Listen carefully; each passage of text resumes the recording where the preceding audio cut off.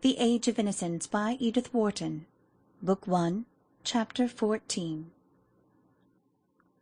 As he came out into the lobby, Archer ran across his friend, Ned Winsett, the only one among what Janey called his clever people, with whom he cared to probe into things a little deeper than the average level of club and chop-house banter. He had caught sight, across the house, of Winsett's shabby round-shouldered back, and had once noticed his eyes turned toward the Beaufort box. The two men shook hands, and Winsett proposed a bock at a little German restaurant around the corner. Archer, who was not in the mood for the kind of talk they were likely to get there, declined on the plea that he had work to do at home, and Winsett said, "Oh, well, so have I, for that matter, and I'll be the industrious apprentice, too."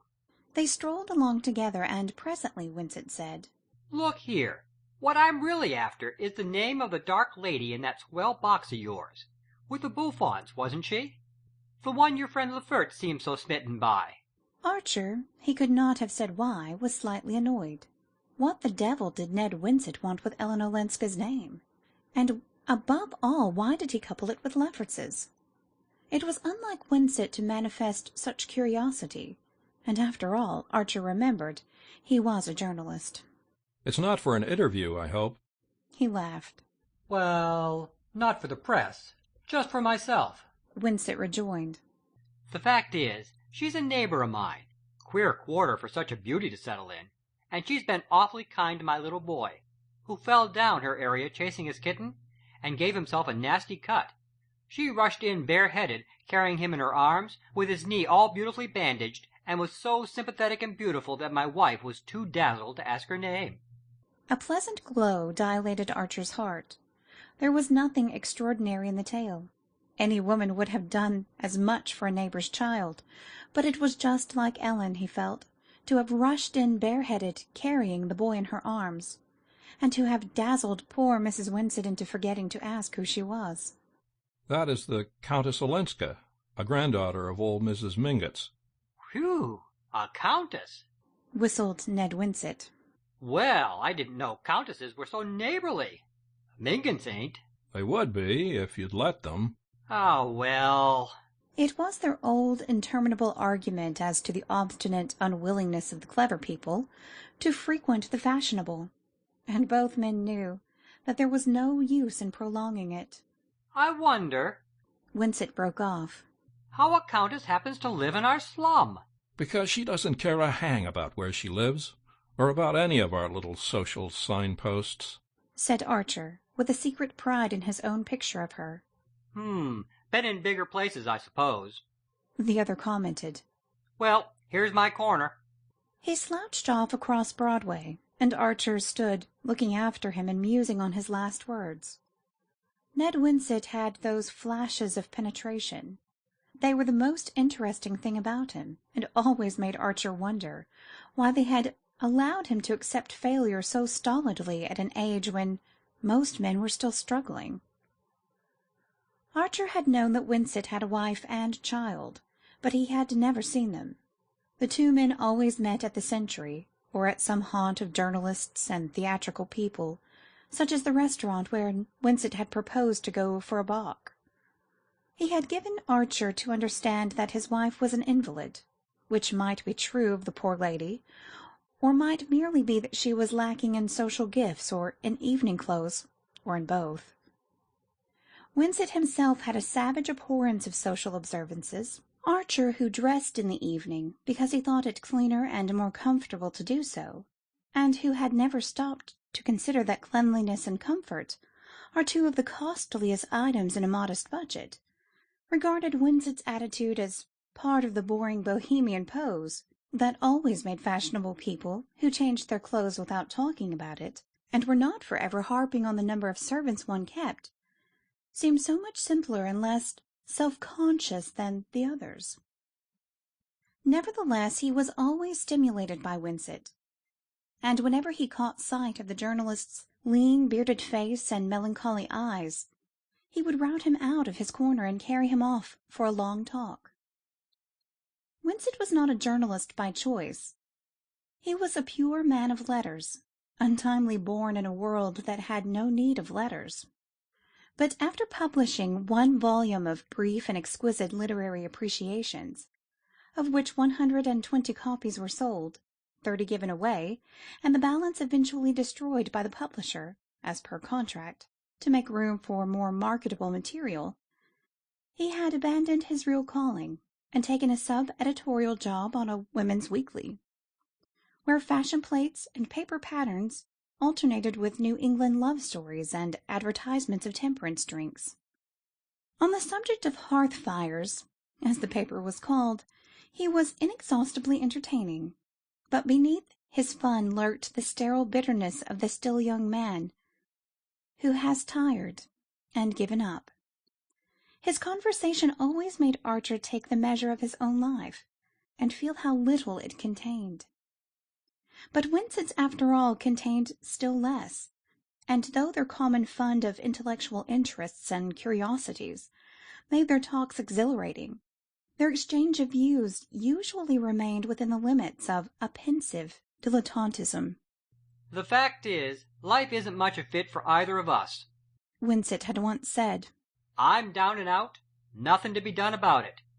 I've only got one ware to produce, and there's no market for it here, and won't be in my time. But you're free, and you're well off. Why don't you get into touch? There's only one way to do it, to go into politics." Archer threw back his head and laughed. There one saw at a flash the unbridgeable difference between men like Winsett and the others, Archer's kind. Every one in polite circles knew that in America a gentleman couldn't go into politics.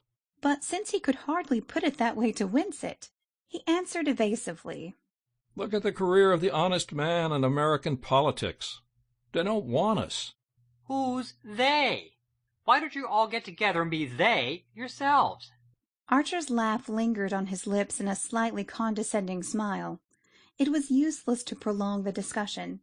Everybody knew the melancholy fate of the few gentlemen who had risked their clean linen in municipal or state politics in New York.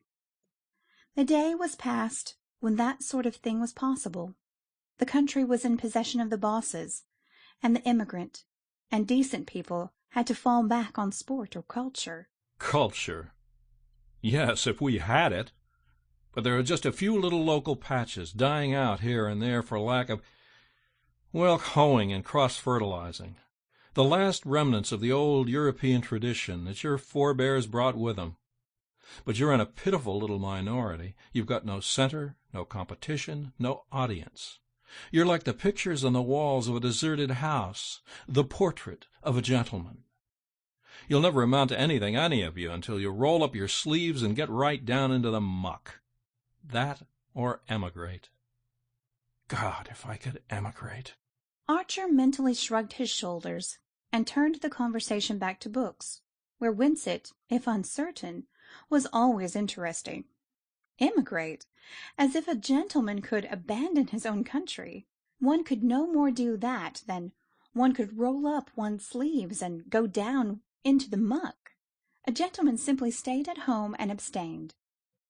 But you couldn't make a man like Winsett see that, and that was why the New York of literary clubs and exotic restaurants, though a first shake made it seem more of a kaleidoscope, turned out, in the end, to be a smaller box, with a more monotonous pattern, than the assembled atoms of Fifth Avenue.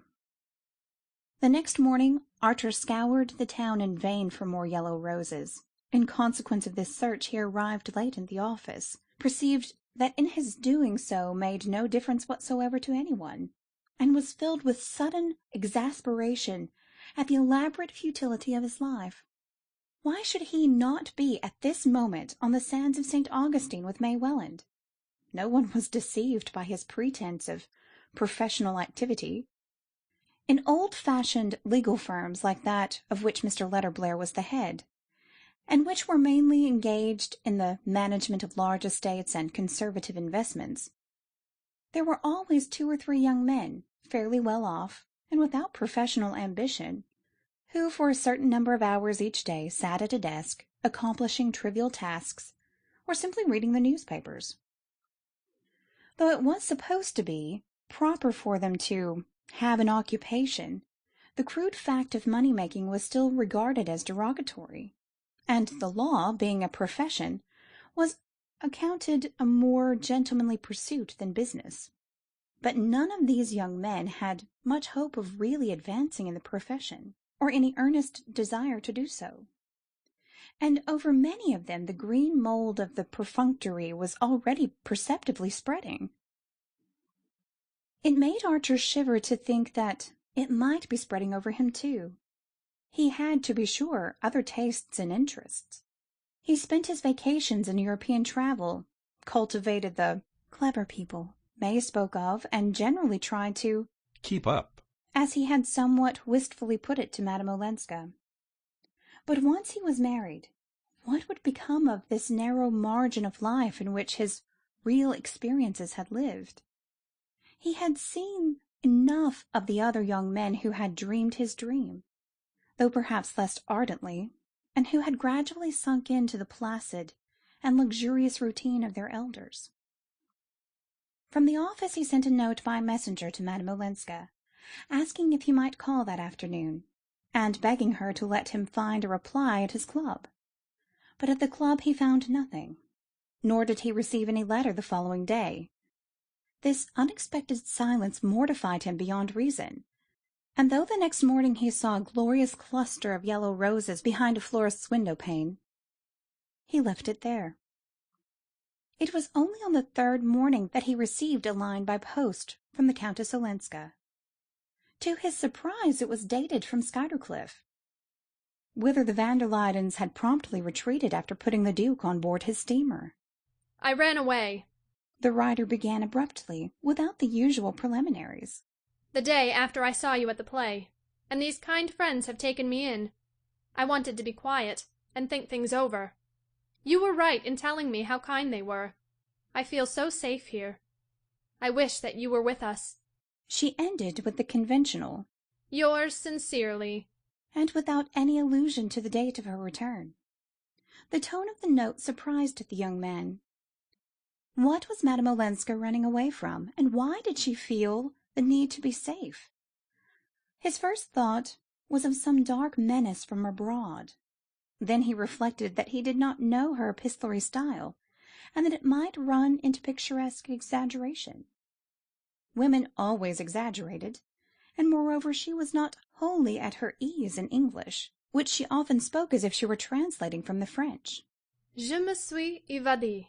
Put in that way, the opening sentence immediately suggested that she might merely have wanted to escape from a boring round of engagements, which was very likely true, for he judged her to be capricious, and easily wearied of the pleasure of the moment.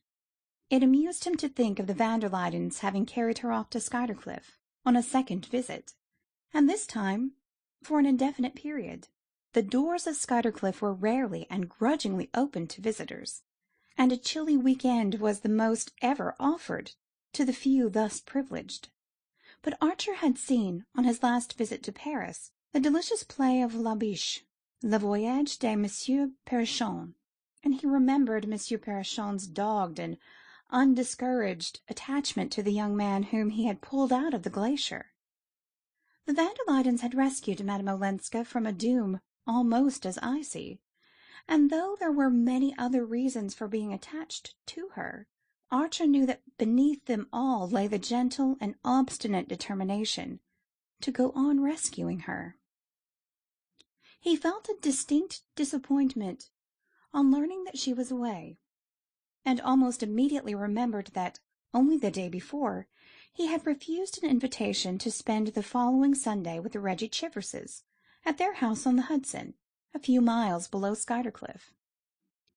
He had had his fill long ago of the noisy, friendly parties at High Bank, with coasting, ice-boating, sleighing, long tramps in the snow, and a general flavour of mild flirting and milder practical jokes.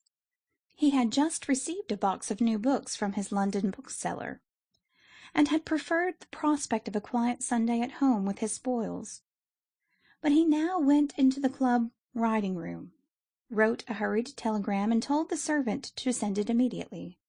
He knew that Mrs. Reggie didn't object to her visitors suddenly changing their minds, and that there was always a room to spare in her elastic house. End of Book 1, Chapter 14.